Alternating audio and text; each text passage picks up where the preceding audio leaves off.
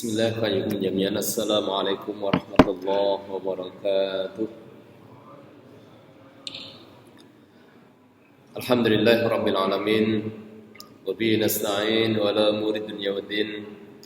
Wassalatu wassalamu ala asyrafil anbiya wal mursalin sayyidina Muhammadin wa ala alihi wa sahbihi ajmain wa ba'du.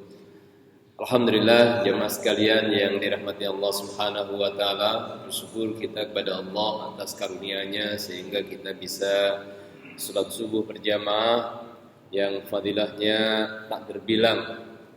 Salat sunnahnya saja itu bagaikan dia akan mendapatkan pahala sebagaimana salat sunnah semalam suntuk. Masya Allah, tabarakallah.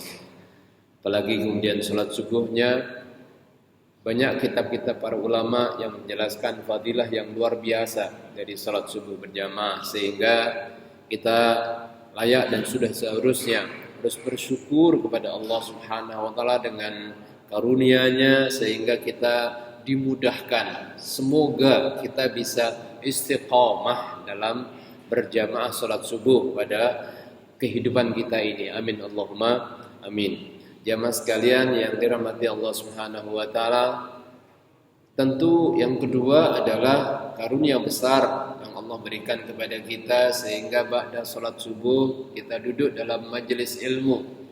Yang hal ini juga ditegaskan oleh Imam Syafi'i rahimahullah, duduk dalam majelis ilmu sejenak saja itu lebih utama dibandingkan dengan salat 1000 rakaat. Sehingga ditemukan dalam perjalanan haji Imam Syafi'i rahimahullah waktu itu satu kamar dengan Imam Ahmad bin Hanbal dan 3 orang di kamar itu 3 orang. Nah, yang seorang ini kawannya ini melihat Imam Syafi'i kok enggak sholat begitu kan, sementara Imam Ahmad itu sholat. Kita dapatkan informasi bahwa Imam Ahmad itu sholatnya ratusan rakaat pada setiap malam. Ada menyebut 200 rakaat, ada yang lebih. Masya Allah, tabarakallah. Kalau kita berapa ratus rakaat, Pak? Insya Allah, Masya Allah. Ya. Nah, Imam Ahmad itu demikian. Maka sahabat dari Imam Syafi'i ini kemudian menyebutkan, kenapa engkau kok tidak terlihat salat? Maka kata Imam Syafi'i rahimahullah, saya semalam ini menjawab problematika dan persoalan-persoalan dari umat untuk saya jelaskan kepada mereka. Sehingga jemaah sekalian rahimakumullah, ada ratusan hukum fikih yang ditulis oleh Imam Syafi'i rahimahullah untuk menjawab problem dari kehidupan masyarakat dan umat. Karenanya kemudian salah satu kalimat beliau bahwa salat ilmu, mencari ilmu sejenak saja itu jauh lebih mulia dibandingkan dengan salat 1000 rakaat. Nah, saudara semuanya yang dirahmati Allah Subhanahu wa taala, karena itu layak bagi kita bersyukur kepada Allah Subhanahu wa taala dengan syukur yang sesungguh-sungguhnya, karena ba'da salat kita sekarang ini duduk dalam majelis ilmu dalam rangka untuk tentu taqarruban ilallah, ya. Jemaah sekalian yang dirahmati Allah Subhanahu wa taala, pada kesempatan kita kali ini kita akan bahas salah satu dari nikmat dan karunia yang luar biasa besar dari Allah Subhanahu wa taala yang diberikan kepada umat ini, yang kemudian diabadikan oleh khalifah yang kedua, yakni Abu Bakar Umar bin Khattab radhiyallahu an, di mana beliau kemudian memutuskan untuk menetapkan kalender Islam. Dan jemaah sekalian rahimakumullah, pada waktu itu beliau bermusyawarah dengan para sahabat. Kalender kita ini dihitung mulai kapan? Ya, kalender kita dihitung mulai kapan? Beliau bermusyawarah bersama dengan para sahabat. Ada beberapa masukan dari para sahabat dan kemudian Masya Allah, tabarakallah, ya, ada masukan yang kemudian disepakati oleh seluruh ahli surah yang dipimpin oleh Imam sahabat Umar radhiyallahu anhu ini, ya, Khalifah Umar. Apa itu? Mereka semuanya sepakat bahwa kalender yang perlu kita buat adalah kalender dimulai dengan peristiwa apa Pak, Bu? hijrah Rasulullah sallallahu alaihi wasallam. Sehingga jamaah sekalian rahimakumullah, peristiwa hijrah inilah jamaah yang merupakan peristiwa yang luar biasa besar dari perjalanan dakwah Rasulullah sallallahu alaihi wasallam yang dipilih oleh Khalifah Umar bin Khattab dan para orang-orang yang ikut bermusyawarah bersama dengan beliau untuk kemudian ditetapkan sebagai awal dari kalender kaum muslimin.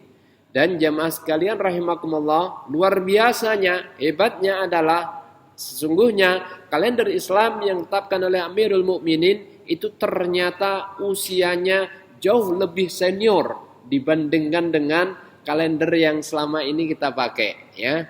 Kalender Masehi, ya. Bapak Ibu sekalian sudah tahu ya, kalau kalender ya Hijriah ini ternyata lebih senior, ya. Sudah paham insyaallah, ya. Bagi yang belum jamaah sekalian rahimakumullah, loh, Ustadz, kan itu lahirnya hijrahnya Rasul saja itu tahun 600 sekian, ya, Masehi. Bagaimana kemudian kalender Masehi dikatakan lebih muda, ya? Jamaah sekalian rahimakumullah, kalender Masehi yang kita pakai ini ditetapkan 1000 tahun sesudah kalender Hijriah. Karenanya jamaah sekalian rahimakumullah, nah setelah itu kemudian hitungannya ya disesuaikan, ya. Hitungannya disesuaikan karena memang kalender Masehi dimulai dari kelahiran Nabi Isa alaihissalam. Namun jamaah sekalian rahimakumullah, penetapan sebagai kalendernya itu ternyata jauh lebih senior, jauh lebih awal dibandingkan dengan kalender Masehi tersebut. Dia lebih dahulu kalender Hijriah ini 1000 tahun. So dari situ sama jamaah sekalian rahimakumullah, tentu menjadi sesuatu yang sangat penting bagi kita untuk memahami betapa para sahabat radhiyallahu anhum ajmain kemudian bersepakat untuk menetapkan kalender atau peristiwa hijrah Rasulullah SAW dan kaum muslimin ini dijadikan awal mula perhitungan dari kalender Islam. Jamaah sekalian rahimakumullah, hal itu tentu kalau kita perhatikan banyak sekali alasan yang ditegaskan oleh Amirul Mukminin Umar bin Khattab untuk menetapkannya.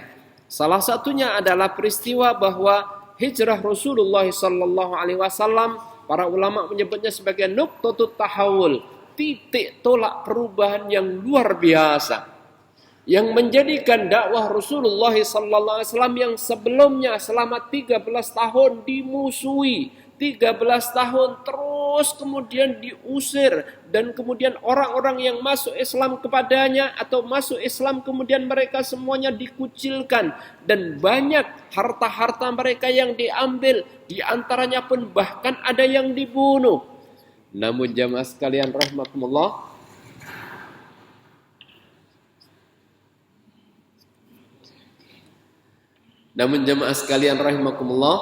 suaranya ternyata beda ya. Peristiwa hijrah Rasulullah sallallahu alaihi wasallam ini kemudian memberikan dampak yang luar biasa dahsyat. Kaum muslimin yang sebelumnya ya penuh ancaman, tantangan, hambatan, permusuhan yang luar biasa, begitu kemudian Rasulullah menetapkan untuk berhijrah, maka Masya Allah wa tabarakallah, kemudian Allah memberikan karunia-Nya yang luar biasa besar kepada dakwah Rasulullah sallallahu alaihi wasallam. Karena itu jamaah sekalian rahimakumullah, bagi kita umat Rasulullah menjadi sangat penting untuk memahami hakikat dari hijrah ini dan nilai-nilai penting yang kita bisa ambil pelajaran bagi kehidupan kita di masa depan kita, ya. Apa saja jemaah sekalian rahimakumullah, ibrah dan pelajaran penting yang layak untuk kita pegangi dari perjalanan hijrah Rasulullah sallallahu alaihi wasallam. Jemaah sekalian rahimakumullah, pada kesempatan yang singkat dan mulia ini setidaknya nanti kita akan mengambil 5 pelajaran penting daripadanya, ya, kalau waktunya lutut, ya. Apa saja jemaah sekalian rahimakumullah? Yang pertama jemaah, bahwa Rasulullah sallallahu alaihi wasallam hijrah ke Madinah, dari Mekah ke Madinah, sesungguhnya beliau menginginkan agar misi utama diperintahkannya Rasulullah SAW untuk berdakwah kepada umat manusia itu agar bisa tersampaikan dengan baik, dengan maksimal dan jauh lebih luas lagi kepada seluruh umat manusia. Karena memang wa ma arsalnaka illa rahmatan lil alamin. Karena Rasul sallallahu alaihi wasallam itu diutus untuk seluruh umat manusia. Sehingga ketika stok kondisinya berhenti, tidak lagi berkembang di Mekah, maka Rasulullah kemudian terus mencari upaya, berbagai macam usaha dan upaya agar kiranya dakwah ini terus berkembang. Dan Allah Subhanahu wa taala mempertemukan dengan Madinatul Munawwarah, dengan Yathrib yang kemudian diganti namanya dengan Madinatul Munawwarah. Dalam rangka apa itu semuanya? Dalam rangka untuk mengajak umat manusia mentauhidkan Allah Subhanahu wa taala. Dalam rangka mengesahkan Allah Subhanahu wa taala, dalam rangka beriman kepada Allah Subhanahu wa taala. Sehingga jemaah sekalian rahimakumullah, pelajaran pertama yang bisa kita ambil dari perjalanan hijrah Rasulullah sallallahu alaihi wasallam adalah agar dengan hijrah itu Rasulullah sallallahu alaihi wasallam berkesempatan untuk menyebarluaskan kepada seluruh umat manusia bahwa hakikat diciptakannya oleh Allah itu semata-mata untuk mentauhidkan Allah, mengesahkan kepada Allah Subhanahu wa taala. Agar kita juga paham bahwa segala macam nilai yang sesungguhnya kita cari, kita berbagai dari waktu ke waktu mencari rezeki, kita dari waktu ke waktu kemudian mengukuhkan, mendidik anak-anak kita untuk menjadi manusia yang berguna dan sebagainya. Semua itu kita lakukan dalam rangka mentauhidkan kepada Allah, mengesahkan kepada Allah Subhanahu wa taala. Dan seperti itulah tujuan utama dari hijrah Rasulullah sallallahu alaihi wasallam, agar dengan hijrah itu akhirnya misi Rasul untuk mengajak umat manusia mengesahkan Allah bisa tercapai. Inilah jamaah sekalian rahimakumullah, pelajaran pertama yang harus kita ingat bahwa sesungguhnya hijrah Rasulullah sallallahu alaihi wasallam dalam rangka mengajak kita semuanya umat manusia untuk semata-mata mengesahkan Allah, mentauhidkan kepada Allah Subhanahu wa taala. Pelajaran yang kedua jamaah sekalian rahimakumullah, yang dilakukan Rasulullah sallallahu alaihi wasallam ketika kemudian sudah masuk Madinah, maka yang pertama yang dilakukan Rasulullah adalah beliau membangun apa Pak Bu? Kalau nyampe di Madinah, membangun mall? Bukan. Apakah beliau kemudian membangun apa lagi? Istana negara? Bukan. Yang pertama kali yang dibangun oleh Rasulullah sallallahu alaihi wasallam, beliau pertama kali membangun masjid. Ini jamaah sekalian rahimakumullah menjadi pelajaran bagi kita. Bagi jamaah sekalian rahimakumullah yang mungkin berkesempatan menjadi pemimpin di berbagai macam skalanya. Apakah pemimpin tingkat RT RW, tingkat kelurahan, ataukah menjadi pemimpin tingkat kota, kabupaten, provinsi, atau kemudian bahkan misalnya menjadi pemimpin negara, maka perhatikan benar pelajaran dari Rasulullah sallallahu alaihi wasallam. Negara dan skalanya mungkin lebih luas lagi yang ingin dibangun untuk bisa memberikan kemanfaatan yang maksimal dan optimal, itu harus dimulai pembangunannya dengan membangun masjid, di mana itulah pelajaran yang tegaskan oleh Rasulullah sallallahu alaihi wasallam bahwa begitu kemudian Rasulullah masuk Madinah, maka beliau kemudian para sahabat dari Ansor terutama ya berebutan untuk menawarkan kepada Rasulullah, wahai Rasul, tinggal di rumah saya saja, di rumah saya saja. Banyak sekali, bahkan ya tokoh munafik itu juga Abdullah bin Ubay bin Salul itu juga menawarkan, rumah saya saja wahai Rasulullah.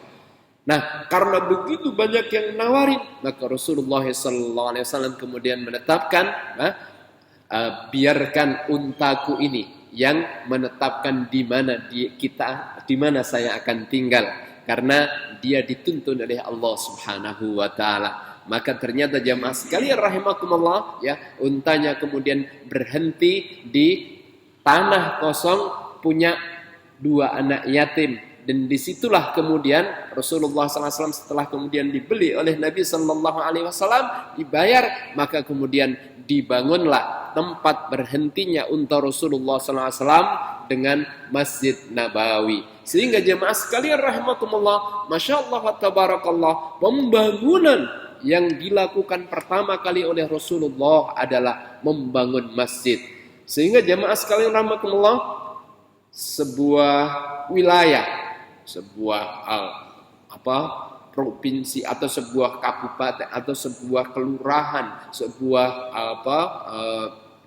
wilayah RT, RW dan sebagainya, ini akan menjadi baik ketika apa? Ketika masjidnya benar-benar hidup, masjidnya benar-benar barokah, masjidnya benar-benar dihidupkan, ditumbuh suburkan di tempat tersebut. Dan itu menjadi jaminan dari Rasulullah SAW bahwa termasuk pada skala negara pun akan menjadi penuh barokah ke negara tersebut ketika, ya, yang pertama dan utama tempat dari masyarakat berkumpul itu adalah di masjid. Karena itu jamaah sekalian rahimakumullah, Masya Allah wa tabarakallah, pelajaran dari yang kedua dari hijrahnya Rasulullah SAW ini yang dilakukan oleh Rasulullah adalah membangun masjid. Karenanya Al-Quran menegaskan, la masjidun ussisa 'ala taqwa min awwali yaumin ahaqqu an taquma fih. Masjid yang dibangun atas dasar takwa itulah yang menjadi tempat yang paling berhak di mana kita menegakkan salat, di mana kita berkumpul bersama untuk kemaslahatan umat atau kemaslahatan secara bersama. Sehingga jemaah sekalian rahimakumullah, dibangunnya masjid oleh Rasulullah SAW layak untuk menjadi catatan dan pelajaran yang kedua yang berharga, bahwa dakwah Rasulullah SAW setelah yang pertama adalah menguatkan dan mengokohkan tauhidnya kepada Allah Subhanahu wa taala, yang kedua adalah membangun masjid. Maka ini juga perlu menjadi perjalanan dan perjuangan kita semuanya. Kalau kiranya kita ingin membangun masyarakat dengan maksimal dan optimal, maka perhatikan 2 langkah utama yang dilakukan Rasulullah SAW. Dan tentu ketika kemudian dibangun masjid, maka salah satu amal terpenting, ada banyak amal-amal salih yang harus dilakukan di masjid, tetapi salah satu amal terpentingnya adalah aqimis salat, tegakkanlah, dirikanlah salat. Karena itu jamaah sekalian rahimakumullah, dari waktu ke waktu kita selama ini tentu kemudian melaksanakan salat, maka jangan sampai kita kemudian dalam pelaksanaan salat kita ini tidak meningkat kualitasnya dalam pelaksanaannya. Karenanya wajib bagi kita, thalabul ilmi itu fardhatun, mencari ilmu itu fardu. Salah satu ilmu yang terpenting untuk kita pelajari dan terus kita tingkatkan pemahaman kita adalah dalam pelaksanaan salat kita. Sehingga aqimis shalah, tegakkan salat. Setelah kemudian kita benar-benar mempelajarinya secara maksimal dan optimal, kita akan bisa mendapatkan hasil maksimal dari sholat itu. Innas sholata tanha anil fakhsya'i wal munkar.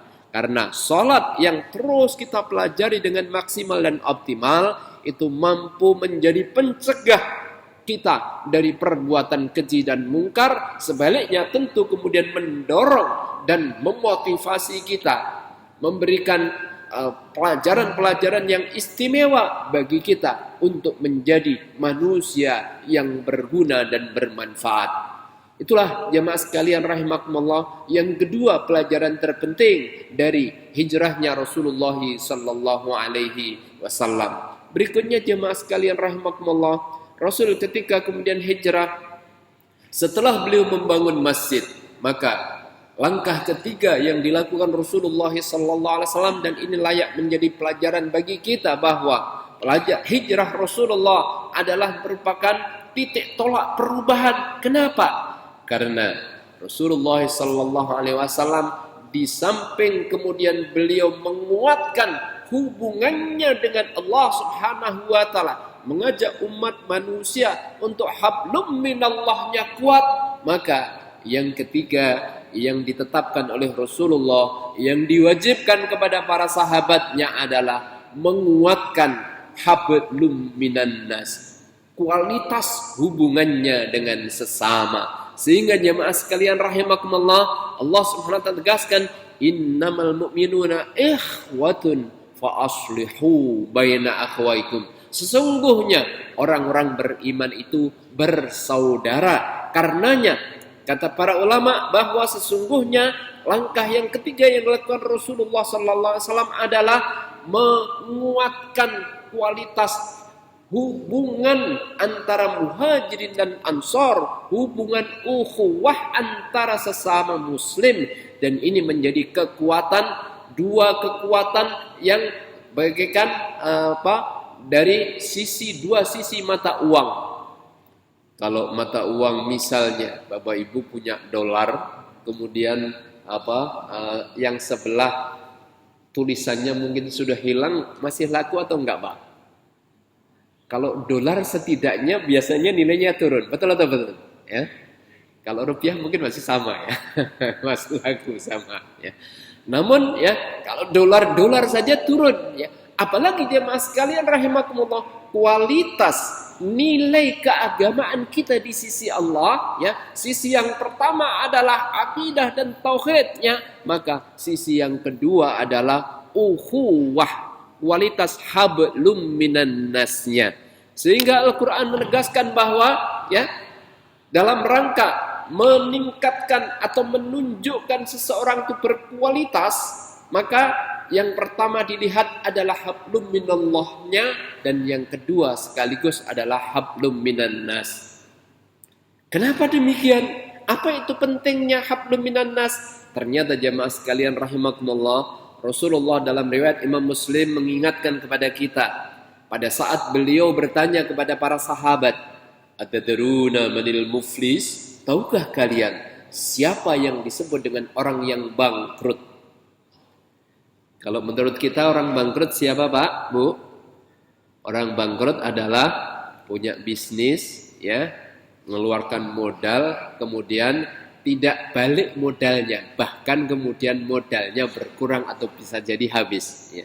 Harusnya bisnis ini mendapatkan untung, tapi ini nggak mendapatkan untung nggak dapat, modal habis. Ini berarti orang apa? Bangkrut.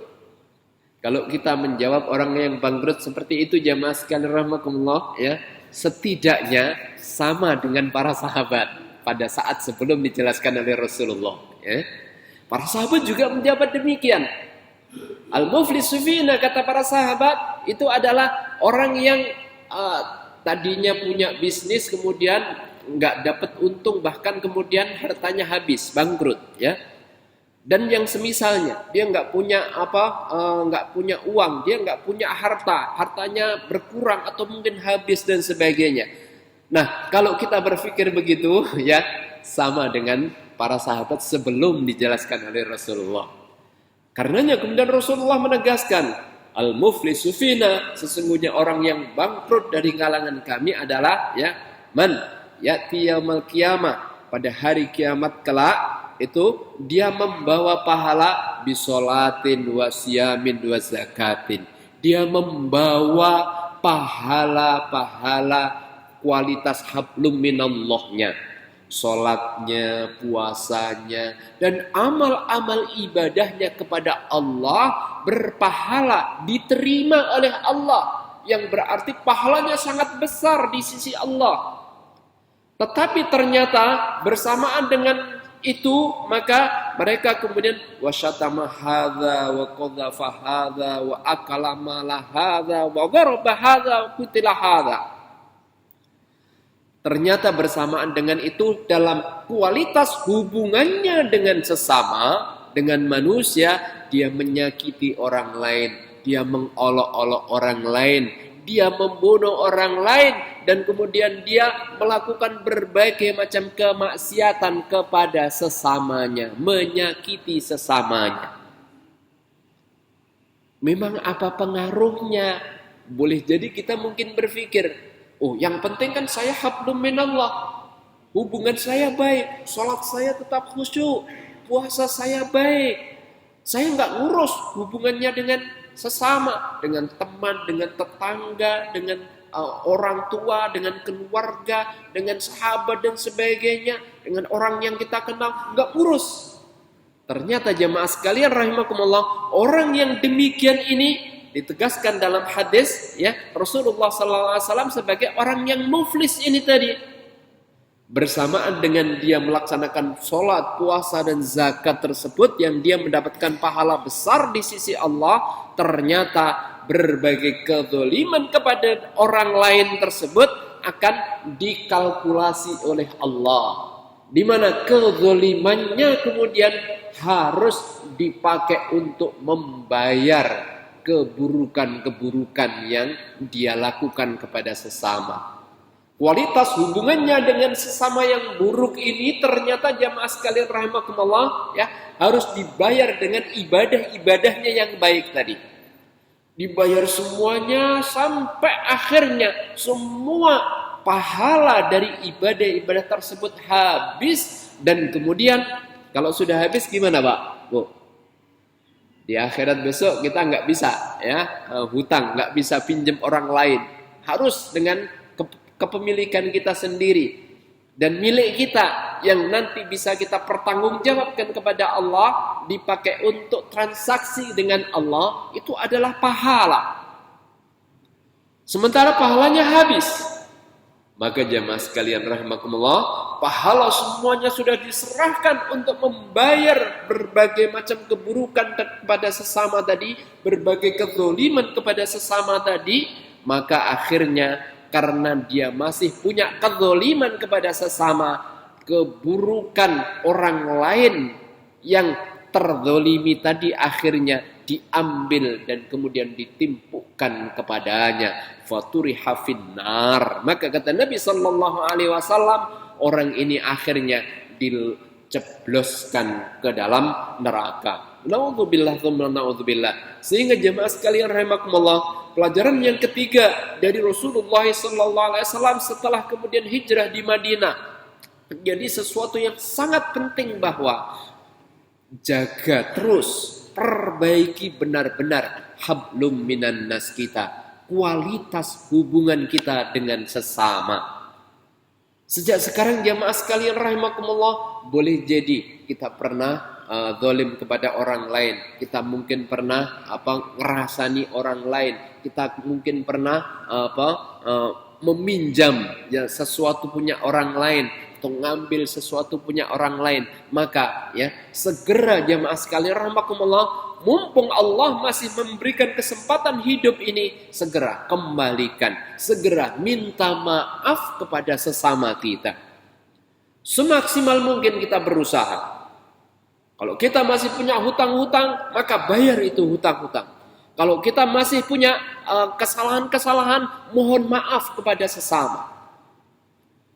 Dan ini menjadi sesuatu yang sangat penting karena dalam hadis riwayat Imam Muslim ini ditegaskan bahwa orang yang demikian inilah orang yang bangkrut. Jangan sampai kita amal-amal soleh yang kita lakukan kemudian bangkrut sehingga semuanya diambil untuk membayar keburukan-keburukan kita. Sehingga jamaah sekalian rahimakumullah, Masya Allah tabarakallah, dalam hal ukhuwah ini, sehingga para ulama menegaskan bahwa ini adalah dua sisi dari satu mata uang, yang artinya masalah hablum minan nas ini benar-benar sesuatu yang sangat penting yang akan menentukan nilai dari uang tersebut. Berarti nilai dari kita di sisi Allah itu menjadi sangat penting. Di samping hablum minallah kita harus kita tingkatkan terus, maka jangan sepelekan hablum minan nas kita.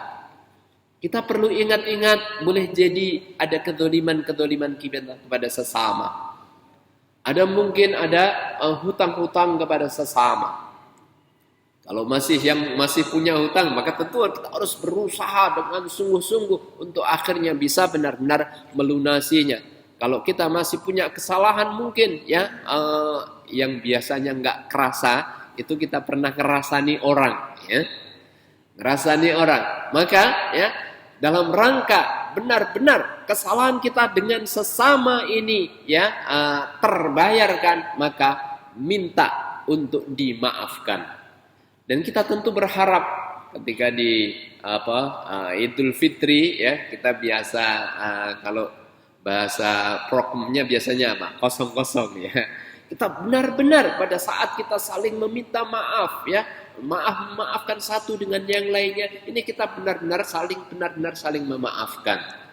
Karena ini adalah salah satu hal yang ternyata bahaya sekali kata Rasulullah SAW. Yang mana sebagaimana ditegaskan oleh Nabi dalam hadis riwayat Imam Muslim tersebut. Jamaah sekalian rahimakumullah, itulah pelajaran ketiga dari hijrah Rasulullah sallallahu alaihi wasallam ketika dakwah Islam sudah mulai masuk Madinah, dan dari situ kemudian dakwah akan berkembang ke seluruh muka bumi ini. Jamaah sekalian rahimakumullah, ternyata Rasul memberikan pondasi akan tersebar luasnya dakwah Islam dan benar-benar menjadi rahmatan lil alamin, menjadi rahmat bagi seluruh alam, menjadi wujud kasih sayang Allah itu bisa ditebarkan ke seluruh muka bumi dengan langkah yang ketiga tadi. Langkah yang kedua yang ketiga adalah tegakkan kualitas hubungan hablum minan nasnya, perbaiki kualitas hubungan dengan sesama, sehingga kita akan mendapatkan data-data yang luar biasa banyak ya dalam kaitan hablum minan nas ini ya, ketika kita mengenal tentang sirah Rasulullah ya. Rasul itu Masya Allah tabarakallah, hidupnya kalau kita baca sejarah beliau itu boleh dibilang tidak ada waktu yang kalau bagi kita itu waktu santai, tenang, begitu sepertinya tidak ada. Namun jemaah sekalian rahimakumullah, dalam hablum minan nas beliau, mengapa beliau menjadi uswatun hasanah ya, menjadi suri teladan yang terbaik? Karena dalam kondisi banyak peperangan 8 tahun ya. Jadi Rasulullah SAW begitu masuk Madinah itu di Madinah 10 tahun. 10 tahun kurangi 2 tahun 8 tahun. 8 tahun itu Rasulullah berperang selama berapa? Para ahli sejarah minimal menyebut peperangan Rasul itu 40 kali. Bapak Ibu, tolong bisa dihitung Mbak Bu, berarti per tahun berapa? Kalau 8 tahun 40 kali. Setahun 5 kali ya? Betul, setahun 5 kali. Sementara peperangan itu ada yang 2 bulan, ada yang 1 bulan, ada yang kurang dari 1 bulan ya. Jadi 1 tahun 5 kali. Masya Allah tabarakallah. Tetapi perlu menjadi catatan penting ya. Pada masa itu memang peperangan itu biasa. Ya. Tapi Rasulullah ketika dalam perjalanan beliau itu melakukan peperangan-peperangan yang luar biasa. Saya ingin memberikan catatan penting juga agar kita tidak salah paham. Pada masa itu masyarakat bangsa dunia ya itu biasa kalau ada masalah berperang. Wabil khusus orang-orang Arab pada waktu itu yang mengenal dengan bulan-bulan yang dilarang atau bulan-bulan haram. Syahrul Hurum itu ada 4. Bapak Ibu hafal ya, 4 bulan haram itu. Yang 3 berurutan, yang 1 lompat. Ya, yang 3 berurutan itu apa? Dzulqa'dah, Dzulhijjah, kemudian bulan ini Muharram. Kemudian kurang 1 lagi, bulan apa? Rajab. Inilah 4 bulan haram. Yang ya kemudian para ulama memberikan makna untuk memudahkan kita, yang dimaksud dengan bulan haram di situ adalah bulan yang mulia dan disucikan oleh Allah. Ya. Nah, di bulan haram itu ya mayoritas bangsa Arab pada waktu itu mereka memahami itu adalah bulan yang dimuliakan oleh Allah dan dilarang untuk berperang. Nah, selain 4 bulan tersebut, Mereka berperang itu sudah biasa. Jadi ini catatan penting dalam sejarah yang harus kita pahami. Nah, Rasulullah Sallallahu Alaihi Wasallam dalam 8 tahun beliau berperang 40 kali. 40 kali berperang. Maka kita bisa memperkirakan betapa sibuknya beliau yang luar biasa. Namun dalam kondisi yang demikian itu, akhlak Rasulullah tidak berubah sejak dari kecil. Beliau sebagai orang yang akhlaknya karimah, dan itu ditegaskan oleh Allah Subhanahu wa taala bahwa wa innahu lakabiratun, ditegaskan oleh Allah Subhanahu wa taala. Bunyi ayatnya gimana, Pak? Bu? Akhlak Rasulullah sallallahu alaihi wasallam yang mulia itu disebutkan dalam Al-Qur'an. Wa innaha, sebentar, saya agak lupa ini. Ada yang hafal, Pak? Wa innaha la'ala khuluqin adzim, ya. Dan sesungguhnya Rasulullah sallallahu alaihi wasallam wa innaka la'ala khuluqin adzim. Dan engkau, sesungguhnya engkau, yakni Rasulullah sallallahu alaihi wasallam, ditegaskan oleh Allah dalam Al-Qur'an, la'ala khuluqin adzim, akhlaknya agung.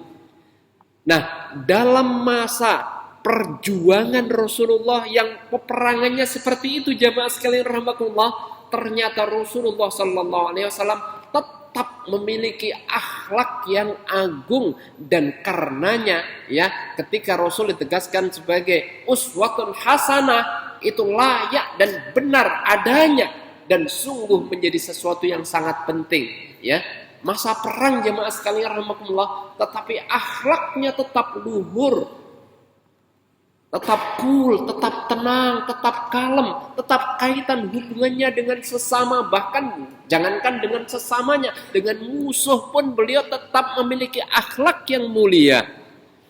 Karena itu jemaah sekalian rahimakumullah, pelajaran yang ketiga tadi menegaskan kepada kita betapa pentingnya kualitas hubungan kita dengan Allah itu tentu baik, namun jangan pernah melupakan akhlak atau kualitas hubungan kita dengan sesama. Dan bagi kita kaum muslimin, kekuatan yang tidak boleh kita lupakan, yang tidak boleh kita abaikan adalah menguatkan kualitas ukhuwah Islamiyah di antara sesama manusia.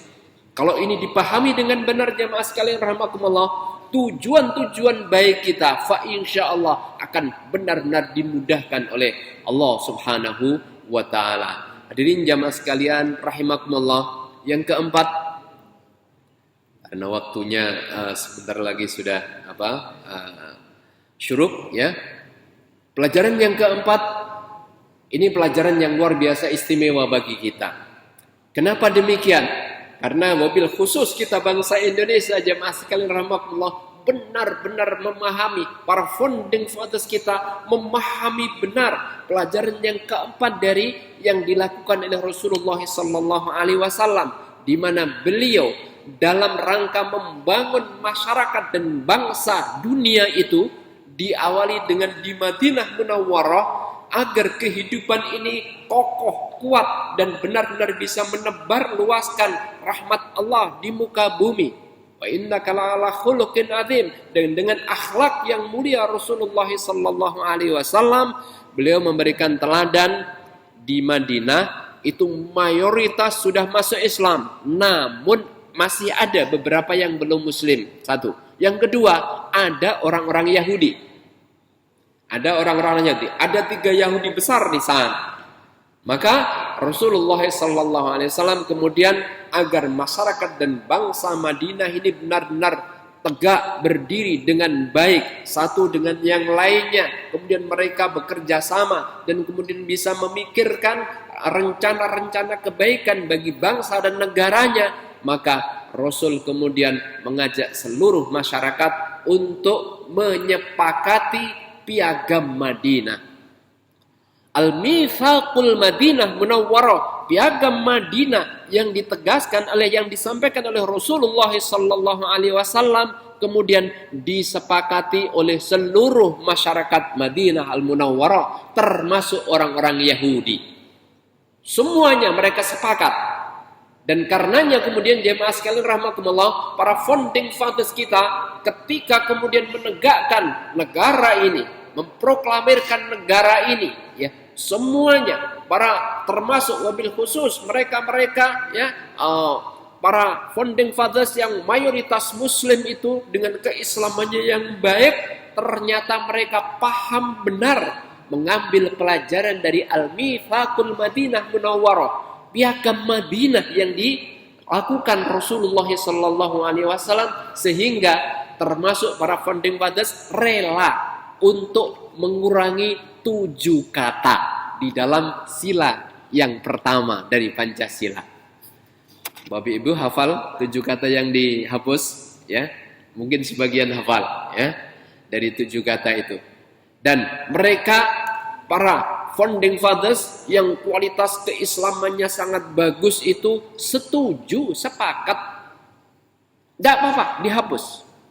Kita mengambil pelajaran dari Rasulullah sallallahu alaihi wasallam ketika beliau kemudian menerima, ya, kesepakatan bersama untuk membangun masyarakat Madinah itu. Di sana ada Al-Mitsaqul Madinah Munawwarah. Sehingga orang Yahudi karena memang sudah tinggal lebih dahulu, ya sudah, kita terima. Walaupun ini karakter Yahudi, Rasul tahu itu, karakternya orang Yahudi tahu, tetapi ya sebagai penduduk yang tinggal terlebih dahulu, ya, maka semua ketika menerima kesepakatan ya diterima oleh Rasulullah. Nah, begitu kemudian kesepakatan ini sudah diambil, dalam beberapa waktu berikutnya ternyata mereka kemudian berkhianat, maka ya data-data yang valid dari khianat mereka itu yang kemudian dipakai data sebagai cara untuk kemudian mengusir mereka. Karena memang sesuai dengan ketentuan dari agama mereka juga. Hukuman yang ditetapkan Rasulullah kepada 3 kaum Yahudi yang ada di Madinah itu juga sesuai dengan ajaran agama mereka. So, jamaah sekalian rahimakumullah, sehingga pelajaran yang keempat ini menjadi sangat penting bagi kita wabil khusus, ya. Kita di bulan Agustus. Ternyata jamaah sekalian rahimakumullah, Agustus tahun 1945 dan para founding fathers waktu itu memproklamirkan negara kita, negara Indonesia, dengan dasar, ya, yang sudah disepakati oleh para founding fathers, ya, dengan dasar pembukaan Undang-Undang Dasar 1945, kemudian Pancasila dan Undang-Undang Dasar 1945 itu jamaah sekalian rahimakumullah diproklamasikan pada bulan Ramadan, ya. Para founding fathers memproklamasikan negara ini bersamaan dengan mereka pada waktu itu berpuasa di bulan Ramadan. Dan Masya Allah tabarakallah, ya, menjadi kesempatan yang sangat istimewa dan pasti menjadi pelajaran yang sangat berharga. Ini sekaligus jamaah sekalian rahimakumullah menjadikan mungkin boleh kita senang dan bangga dengan para founding fathers kita, karena mereka semuanya salah satunya inspirasinya adalah Mitsaqul Madinah Munawwarah yang ditegakkan, yang ditetapkan oleh Rasulullah sallallahu alaihi wasallam. Inilah jamaah sekalian rahimakumullah pelajaran yang keempat yang bisa kita ambil dari perjalanan hijrah Rasulullah sallallahu alaihi wasallam, yang ternyata bagi kita bangsa Indonesia memberikan nilai yang sangat istimewa. Kalau kita sekarang setiap Agustus pasti kemudian kita ada berbagai macam lomba-lomba dan sebagainya. Jangan sampai kita melupakan sejarah dari para founding fathers kita. Pendiri bangsa kita ini, mereka semuanya terinspirasi sesungguhnya kemerdekaan bangsa dan negara kita ini mengambil inspirasi dari ditegakkannya, ya, khilafah Islamiyah yang Rasulullah sallallahu alaihi wasallam bangun untuk menebarkan rahmatal lil alamin. Yang terakhir jamaah sekalian rahimakumullah, pelajaran yang istimewa dan berharga yang dilakukan oleh Rasulullah bersama dengan para sahabat setelah kemudian ya semua masyarakat dan bangsa warga negara di Madinah itu menyepakati Al-Mitsaqul Madinah Munawwarah, kesepakatan bersama bangsa dan negara, maka mulailah kemudian membangun masyarakat dan bangsa. Salah satu yang dibangun oleh Rasulullah sallallahu alaihi wasallam, orang-orang Yathrib ya, Madinah Munawwarah yang asli sebelum orang-orang Yahudi itu ada. Ketika kemudian orang-orang Yahudi itu masuk, maka jamaah sekalian rahimakumullah ya, orang Yathrib asli itu ya, mereka satu dengan yang lainnya berperang. Wabil khusus dua suku besar ya, Aus dan Khazraj itu berperang dari waktu ke waktu. Yang kalau kita baca ya, sejarahnya jauh lebih lama dibandingkan dengan kalau di Madura ada apa Pak Bu, perang satu dengan yang lainnya corok ya, jauh lebih lama di Madinah antara ya, suku Aus dan Khazraj ini. Kalau orang berperang ini biasanya bisa membangun masyarakatnya atau tidak Pak? Tidak bisa. Begitulah yang dirasakan oleh masyarakat Madinah. Madinah Munawwarah, Yathrib ya, orang-orang Yathrib, suku Aus dan Khazraj tidak bisa membangun negerinya. Akhirnya yang memegang pembangunannya dan bisnisnya dan segala macamnya siapa Pak Bu? Yahudi. Mereka lah yang kemudian ya menguasai ekonomi yang ada di Madinah Al-Munawwarah. Pusat-pusat bisnisnya ya, pasar-pasarnya itu semuanya dikuasai oleh Yahudi. Dan Masya Allah tabarakallah, begitu kemudian orang-orang muhajirin ya itu berhijrah ke Madinah setelah kemudian 4 langkah tadi ya, 4 langkah telah ditetapkan oleh Rasulullah sallallahu alaihi wasallam, yakni ya penguatan akidah. Yang kedua adalah menegakkan membangun masjid sebagai sholat, salah satunya amal terpentingnya. Yang ketiga adalah menguatkan ukhuwah, dan yang keempat adalah ya membuat kesepakatan bersama Al-Mitsaqul Madinah Munawwarah. Maka yang keempat, Rasul kemudian bersama dengan para sahabat membangun ekonominya, mulai benar-benar memperhatikan masalah ekonominya. Dan ini jamaah sekalian rahimakumullah yang harus menjadi pelajaran berharga dari kita ya. Wabil khusus juga kita ajarkan kepada anak-anak kita, kepada kader-kader kita kaum muslimin, para pemuda-pemuda muslim, agar apa ya? Salah satu yang menjadikan para sahabat Nabi Sallallahu Alaihi Wasallam ini mampu membangun ekonominya adalah ya kemampuan para sahabat untuk membangun ekonomi dan kemampuan untuk berbisnis yang luar biasa dahsyat yang dimiliki oleh para sahabat. Salah satunya misalnya Abdurrahman bin Auf, Masya Allah wa tabarakallah. Ini pelajaran yang istimewa. Pada saat dipersaudarakan dengan sahabat Ansor, ini sahabat Ansornya kebetulan kaya. Abdurrahman, saya tahu engkau, ya, saya dapat informasi engkau dahulu orang yang kaya. Karena hijrah, sekarang kamu nggak dapat apa-apa, nggak miliki apa-apa. Maka, ya, izinkan setelah kita dipersaudarakan dengan saya, ya, oleh Rasulullah SAW, maka saya punya kekayaan yang cukup banyak. Saya punya beberapa rumah, maka pilih salah satu dan kemudian pilih yang kamu suka yang mana akan saya berikan kepadamu. Kemudian saya punya banyak kebun, kita akan bagi 2, separuh untukmu dan separuh untukku. Dan pada kesempatan ini jamaah sekalian rahimakumullah, pada kesempatan saat itu sampai sekarang sepertinya informasinya masih ya. Di Arab itu kalau menikah itu luar biasa mahal. Saking mahalnya jemaah sekalian rahimakumullah, orang itu mungkin ya, kalau anak-anak muda Arab sekarang ada yang sudah bekerja punya penghasilan yang cukup banyak ya, dia bisa beli rumah, dia bisa beli mobil, tapi belum mampu nikah ya. Belum mampu nikah. Jadi beli rumah, beli mobil bisa, tetapi nikah belum mampu, ya. Sehingga ini paling tidak punya gambaran mahalnya nikah, pernikahan, ya, nikah. Nah, karena demikian, ya, sahabat Ansor yang dipersaudarakan dengan sahabat Abdurrahman bin Auf ini menawarkan, ya, karena di sini itu kalau nikah itu mahal, sama juga di Mekah juga mahal, ya, maka saya mengizinkan saya punya 2 istri. Saya akan ceraikan istri saya kalau sudah habis masa iddahnya, maka engkau nikahi. Kalau jenengan yang ditawari kira-kira gimana Pak Bu? Masya Allah, ya. Tapi yang ditawari Masya Allah Abdurrahman bin Auf. Maka Abdurrahman bin Auf, kedua orang ini patut menjadi pelajaran berharga bagi kita. Abdurrahman bin Auf, ya, terima kasih saudaraku, ya. Karena memang kita sudah dipersaudarakan oleh Rasulullah SAW, ya. Saya berdoa kepada Allah, semoga hartamu, ya, diberkahi Allah, keluargamu dijadikan keluarga yang sakinah mawaddah warahmah. Saya mau minta tolong saja, tolong tunjukkan kepadaku di mana letak pasar. Tolong jelaskan kepadaku bagaimana ekonomi di Madinah.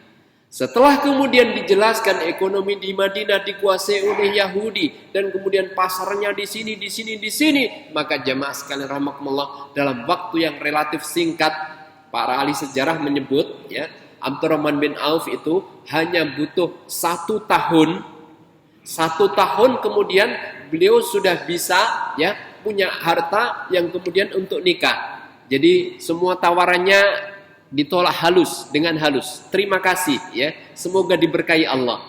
Saya hanya ingin tunjukkan saja pasar. Setelah kemudian ditunjukkan, dijelaskan, ya, jamaah sekalian rahimakumullah, inilah salah satu kemampuan Abdurrahman bin Auf yang dahsyat.